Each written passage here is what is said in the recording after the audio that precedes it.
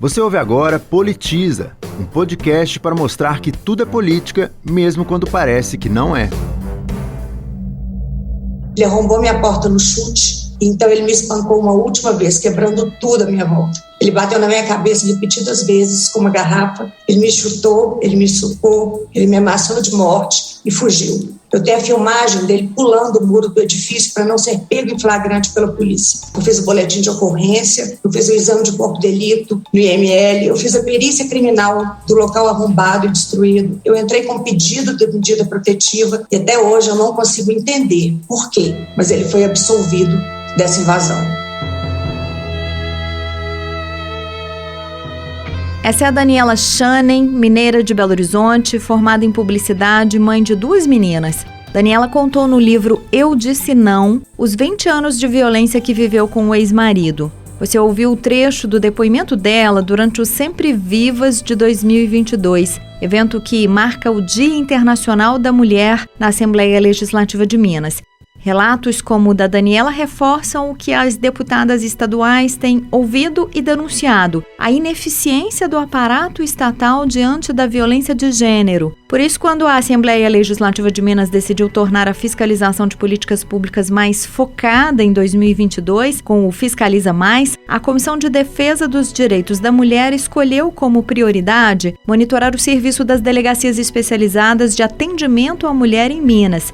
Para as deputadas, a Polícia Civil confirmou que existem apenas 69 delegacias especializadas num estado com 853 municípios. E, de acordo com um diagnóstico da própria corporação, dessas 69, só 2, ambas na capital, têm todas as condições ideais, como, por exemplo, presença de policiais mulheres e espaços exclusivos para as vítimas. Num estado que registrou também, de acordo com a Polícia Civil, 144 mil casos de violência doméstica em 2021 e 209 feminicídios entre janeiro de 2021 e maio de 2022. No Brasil, como um todo, os números são sempre estarrecedores. Um estupro a cada 10 minutos e uma mulher morta a cada 7 horas, segundo o Fórum Brasileiro de Segurança Pública. Isso sem falar nos casos em que as vítimas são expostas pelos próprios agentes públicos a humilhações e torturas.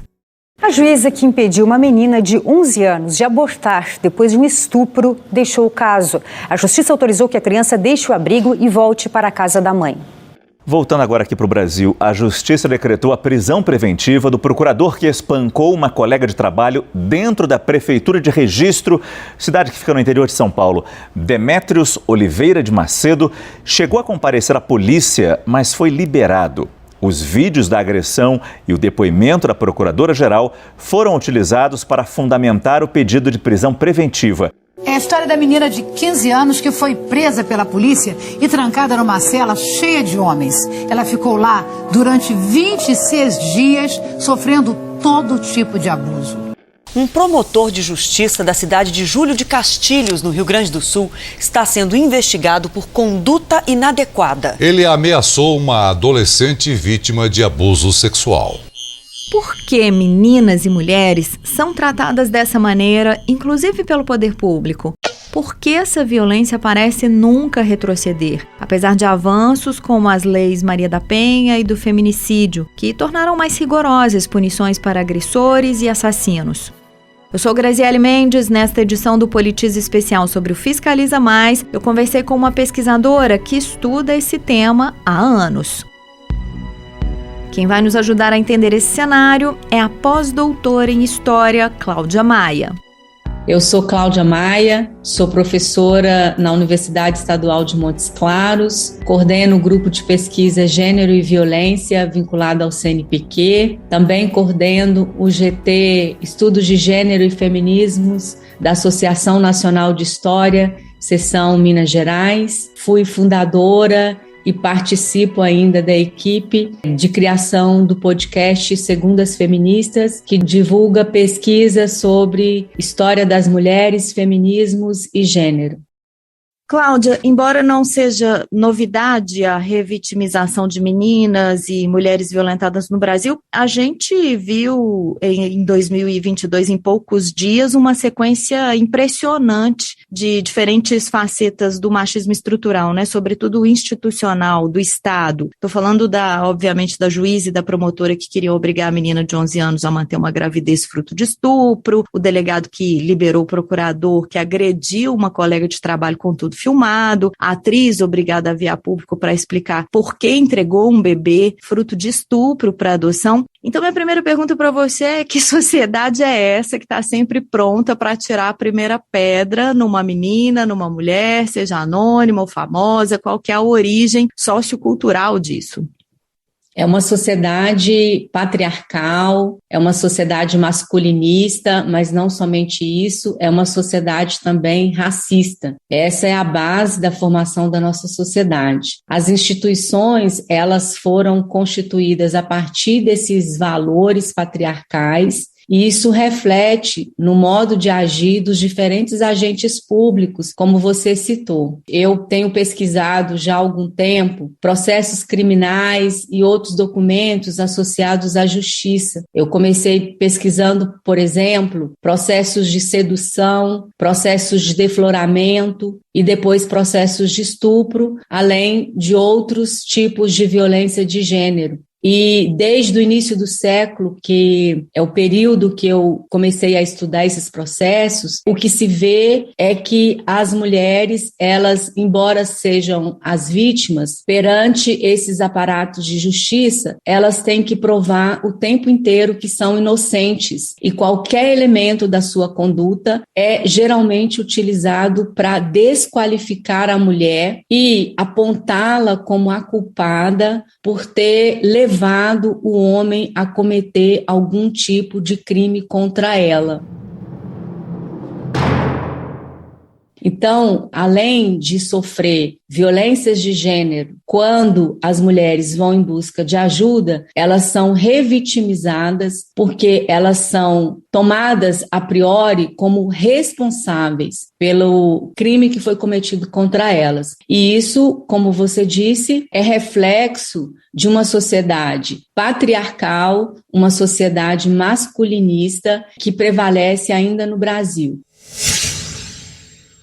E que esses exemplos recentes que você trouxe, e poderíamos acrescentar outros, como o assédio sexual dentro de importantes empresas públicas federais, demonstra que estamos ainda bastante longe de colocar um fim nesse tipo de violência. Cláudia, eu queria que a gente desse uns passinhos para trás, mais especificamente numa ideia que você discutiu, os ideais de masculinidade e feminilidade, que eu acho que ajudam muito a gente a entender esse processo. Nós entendemos que os sujeitos, né, quando eu falo nós pesquisadora dos estudos de gênero, nós entendemos que os sujeitos, eles vão sendo constituídos como homens e como mulheres. Não nascemos homens e mulheres, apesar, né, dos órgãos genitais. Homens e mulheres são valores que vão sendo constituídos socialmente, culturalmente. Então, a masculinidade e feminilidade são valores que correspondem a homens e mulheres. E na nossa sociedade, como eu disse, uma sociedade patriarcal, esses valores são constituídos de forma diferenciadas e também posicionados de forma diferenciada em relações de poder. De maneira geral, a masculinidade ela é construída a partir de 3 elementos que são fundamentais. Primeiro, ela é constituída pelo ódio e pelo desprezo ao feminino. O feminino é visto como polo negativo do masculino. Então, quando usamos o termo feminicídio, é para expressar esse ódio que é direcionado a um corpo feminino ou a um corpo femininizado. Então, não é uma mulher em específico que se mata, mas esses aspectos do feminino. Uma segunda característica da masculinidade é que ela é uma obrigação, ou seja, não basta ser homem, é necessário provar e provar cotidianamente, sobretudo entre os seus pares, que você é homem. E você prova isso através de um conjunto de potências, né, que pode ser associada à virilidade, mas que pode ser associada, e quase sempre é, a um tipo de posses. Uma terceira característica da masculinidade, e essa é central para a gente entender, é o machismo institucional e por que o machismo institucional é, de certa forma, mascarado, camuflado, e o fato dele persistir ainda hoje na nossa sociedade, é que a masculinidade, ela é criada e também cria uma espécie de espaço corporativo. Um sociólogo francês chamado Daniel Welseleng, ele criou uma metáfora para se referir a esse espaço corporativo. Ele chamou de a casa dos homens. É uma espécie de irmandade que é regida pela lealdade e pelo silêncio cúmplice. E essa cumplicidade, que se manifesta através de uma espécie de pacto do silêncio, visa proteger os irmãos. Não por acaso um delegado libera um promotor, colega, mas também um irmão ali na masculinidade. Vários outros exemplos, né, eu poderia trazer aqui para mostrar como que essa irmandade prevalece e como esse pacto do silêncio que impede que um homem denuncie outro homem, que um homem censure outro homem por atitudes machistas e masculinistas. Os aspectos da feminilidade, ao contrário da masculinidade, são concebidos através de características que foram sendo atribuídas às mulheres, como o fato delas serem frágeis, delas serem delicadas, sensíveis, são emotivas e, sobretudo, não são racionais o suficientes para tomar conta da própria vida. Por isso que durante muito tempo as mulheres, elas foram tuteladas, primeiro pelos pais, depois pelos maridos. E essas características de necessitar o tempo inteiro de ser resguardada e protegida, cria um modelo de mulher e um tipo de comportamento que é associada à chamada mulher ideal. Então, uma mulher que não necessariamente possui essas características ou manifesta essas características, elas não são vistas como uma vítima potencial. E é por isso que elas acabam sendo revitimizadas nos diferentes espaços públicos, seja nas delegacias, nos tribunais, nos locais de trabalho, porque a priori já partem do pressuposto que as mulheres mentem, que as mulheres são dissimuladas e que elas é que levam os homens a cometer crimes como abuso sexual, como assédio, né, como a gente tem visto aí. Cláudia, e de que forma todas essas ideias, esses conceitos de masculinidade e feminilidade que foram se construindo e sendo alimentados ao longo dos anos, refletem na prática, na subjetividade dos agentes públicos, orientados pelo machismo, em delegacias, tribunais, processos, etc.? Partindo disso que está na nossa cultura, as mulheres são vistas como dissimuladas, como mentirosas. E eu já vi, inclusive, promotora dizer isso. Então, uma mulher que chega para fazer uma denúncia, né, de violência doméstica ou de assédio, ela vai ser interrogada várias vezes para verificar se ela não está mentindo. Por quê? Porque já parte do pressuposto que mulheres mentem. Mulheres vítimas de violência doméstica, por exemplo, elas são o tempo inteiro coagidas a retirar, a não dar sequência a um processo, porque o marido é um trabalhador, os filhos vão ficar sem a presença do pai. A gente vê argumentos nos processos, por exemplo, que vai dizer que ela que provocou, ela que seduziu, ela que dá motivo. Então, esse é o tipo de argumento que a gente vê com frequência nos processos criminais, mas também na fala de determinados agentes que, de certa forma, refletem esses aspectos da masculinidade, da feminilidade, das construções sociais de gênero.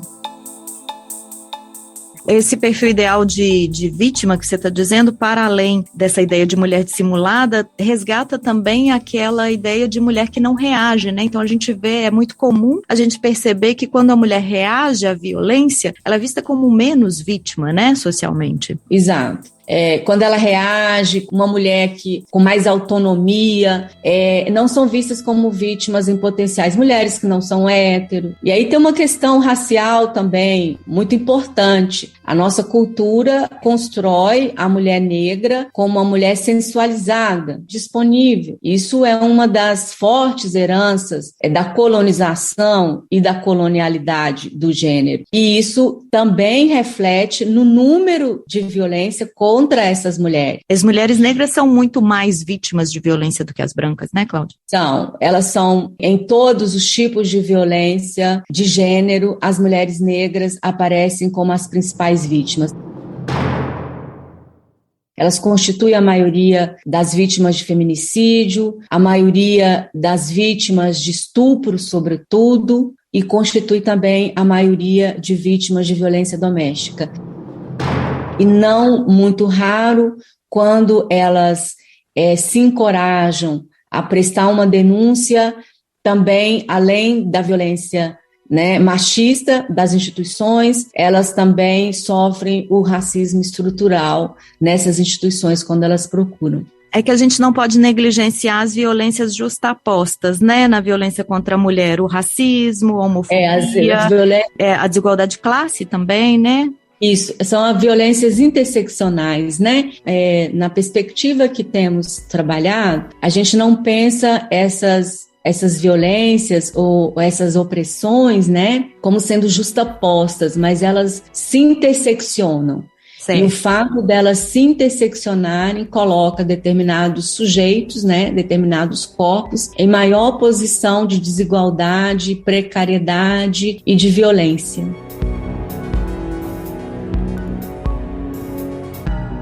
E ainda tem o peso da religião sobre essa subjetividade toda, né, Cláudia? Tem. Nas religiões de matriz judaico-cristãs, embora nessas religiões tenham figuras de mulheres que exerceram verdadeiros papéis de liderança, o que fica e o que é difundido, sobretudo nessas religiões, são as figuras de mulheres mais frágeis, que acessam um certo perfil de bondade, de obediência, de retidão. E tem se colocado a família como um valor acima de qualquer coisa. Então, muitas mulheres são desaconselhadas a denunciar seus companheiros violentos ou filhos violentos em nome da família. Eu fiz entrevista com muitas mulheres e elas, ao explicar por que não rompiam com o ciclo de violência, elas diziam que não recebiam apoio da família e que o padre ou o pastor ou seu aconselhador religioso diz que aquela é uma cruz que Deus confiou a ela. Então, esse tipo de explicação mostra como que a religião ela pode contribuir para perpetuar um ciclo de violência.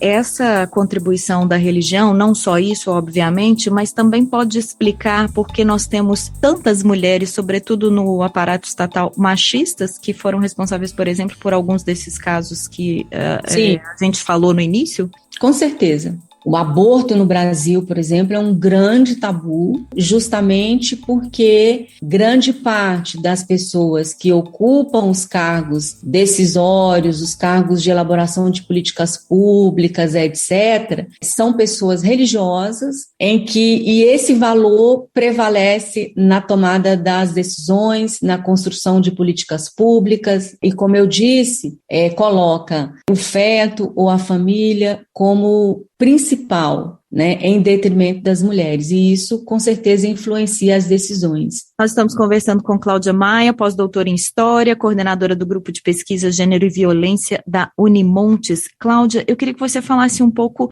dos nossos avanços também, sobretudo legais e de políticas públicas. Qual a contribuição da legislação brasileira no enfrentamento desse problema, principalmente as leis Maria da Penha e do feminicídio, e também uma análise de quais as lacunas, tanto legais quanto em políticas públicas nessa área? Aqui no Brasil, desde a década de 80, vem se implementando uma série de políticas públicas que têm como objetivo enfrentar as várias formas de violência, mas sobretudo a violência doméstica.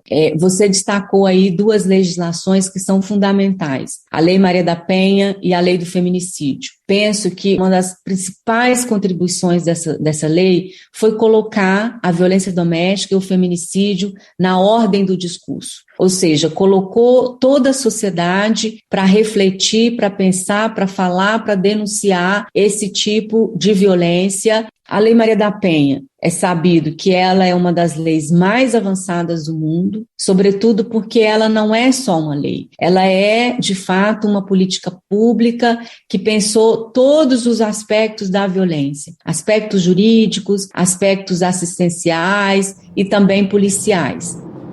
A violência contra mulheres deixou de ser considerada um crime de menor poder ofensivo, passou a ser considerada uma violação dos direitos humanos e deu maiores garantias para as mulheres, como, por exemplo, as medidas protetivas, a exigência de se ter uma delegacia da mulher ou um espaço diferenciado para acolher as denúncias das mulheres, porque antes isso não era uma regra em todo lugar, embora continue não sendo, né? E eu vou dar um exemplo de algo que a gente pensa que é da ordem do inacreditável, mas que a Lei Maria da Penha teve até isso que prevê. Nas delegacias das mulheres, que sempre foi visto como um setor menor no âmbito da polícia, a delegacia da mulher era vista como uma espécie de cozinha da polícia, onde as mulheres iam para chorar suas mágoas. Isso algumas pesquisas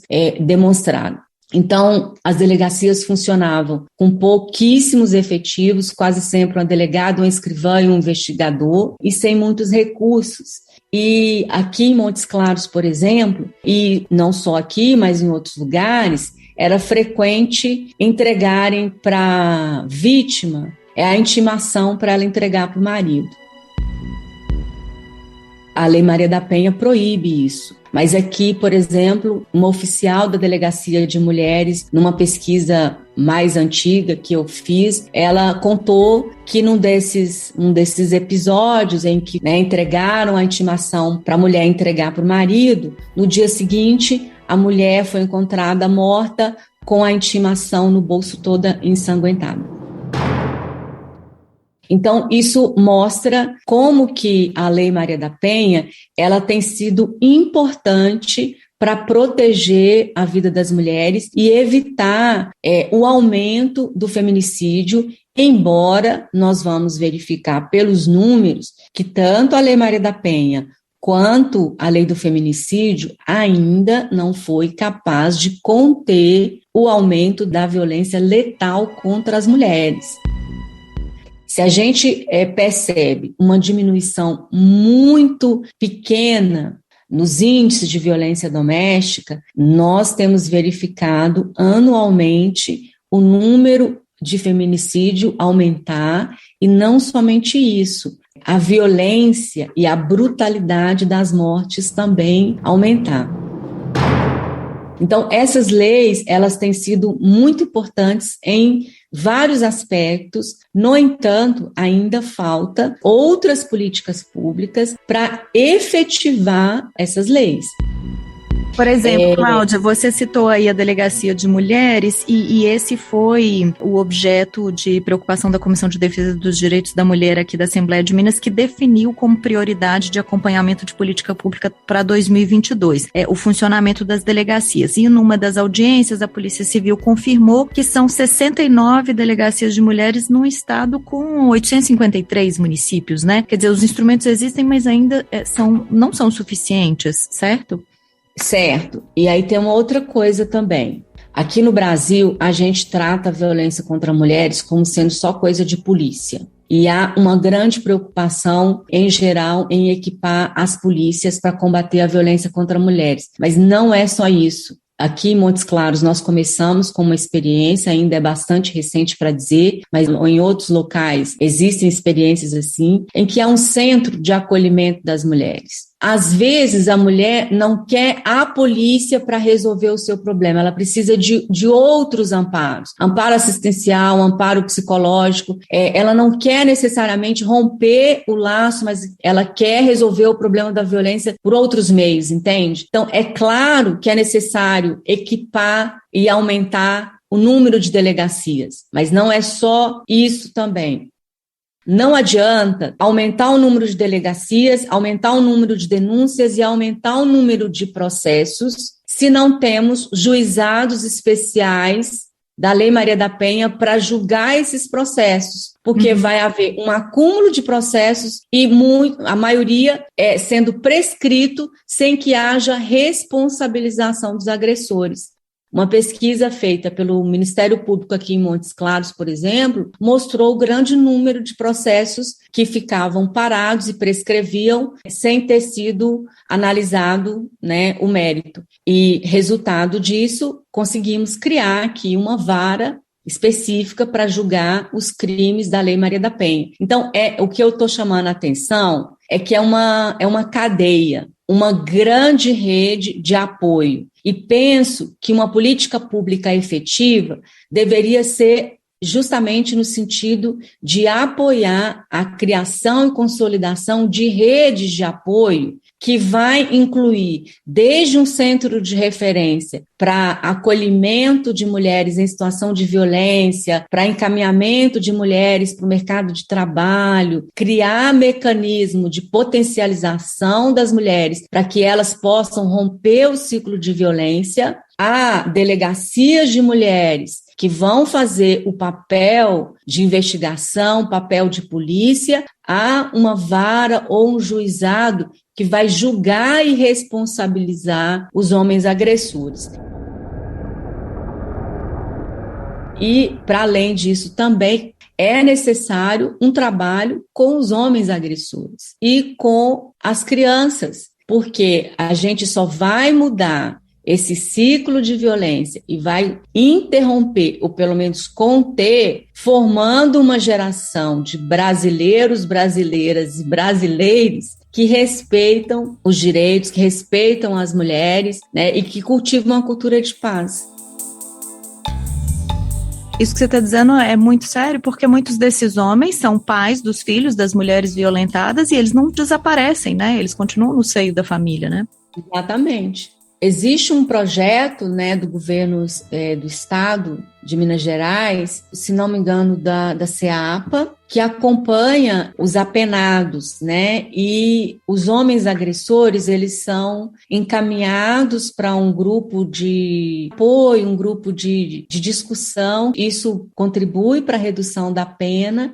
E nesse grupo, eles vão passar por um processo de discussão, de orientação, de aconselhamento, para evitar que eles continuem agredindo. Porque o que a gente vê é isso que você falou.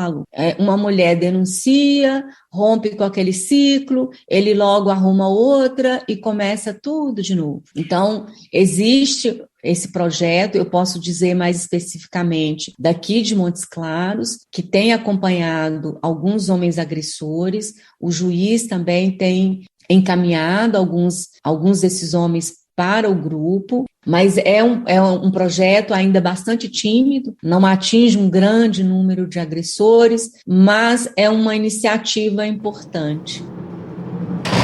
O machismo e esses aspectos da masculinidade, eles estão impregnados na cultura, eles estão impregnados na formação do sujeito, desde o início, desde que ele nasce. Quando ele nasce, ele já nasce no mundo em que esses valores estão colocados. A gente só vai, de fato, conseguir romper com isso, pelo menos a médio e longo prazo, com um investimento efetivo na formação desses novos homens e dessas novas mulheres, na formação educacional. É claro que não é a escola, simplesmente a escola formal, que forma os sujeitos. É a família também, né? É o ciclo de amizade e as relações que esses sujeitos se envolvem ao longo da vida, mas a educação ela é fundamental nesse processo de formação desses novos sujeitos.